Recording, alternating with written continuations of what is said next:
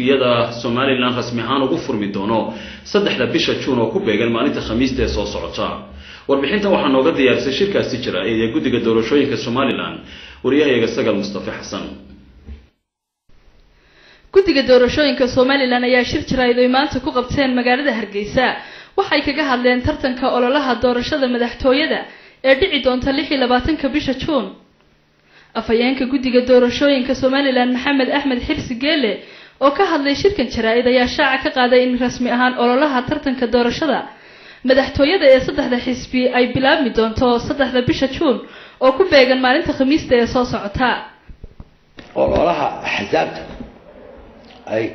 rasmiya ugu ololeeyaan doorashada waxa uu bilaabmayaa maalinta Khamiista ee bisha Juun ay tahay 3 bisha 3 ay tahay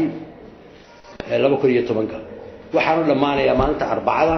23 bisha Juun كل تعيشون سعنايا حزبية مركها وأنا وقيبيني وقتي أي برنامجية أي سنين أي دتاجرين شو دمارت لهالليين مجال سوس أوريين ما له فقريش أي كهالليين كلها مركها وقيبين حزب الوسط طبيعي شو يرانا يا لكن أنا استحقين أو قيبسن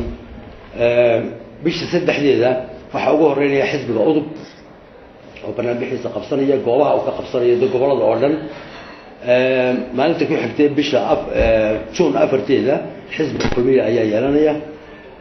ما أنت كل حكتي بيشلا شون شنتيدا حزب قوي أيا يلانيا واحد دمبر أساسي صوت بس عنيان أو قبكي كوري وصعنيا لا عيقالو بيشتغلت كده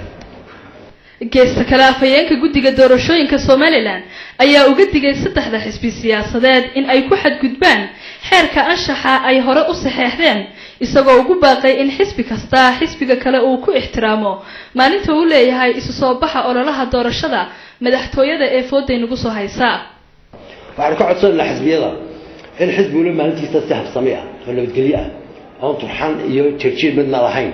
ay u gutaan barnaamijyada يدودونه ذي الهضيان يفرد يوجد بنيان تدوينها يصير أوكس بنيان دعوك تدوينها أي استهاب صميء أو دكان أو نبتقلي إذا مارت إلى أنت أوقف صدام وعلى كعد سنة حزبنا على حزب كلام ما أنت ولا هي أنا كفر جلنين أو أنا كتعبانين وكلين كنا بوخين اللو ده يوم وتضل الله برا يوم ماشي كهذي ولا دقيستو وحركون هذي نواقص خنعوي هي هذه أفكار حب يوم مارت يسبقون مدنا إنه وكيل هذي نحط سجل مصطفى حسن نور يونيفرسال TV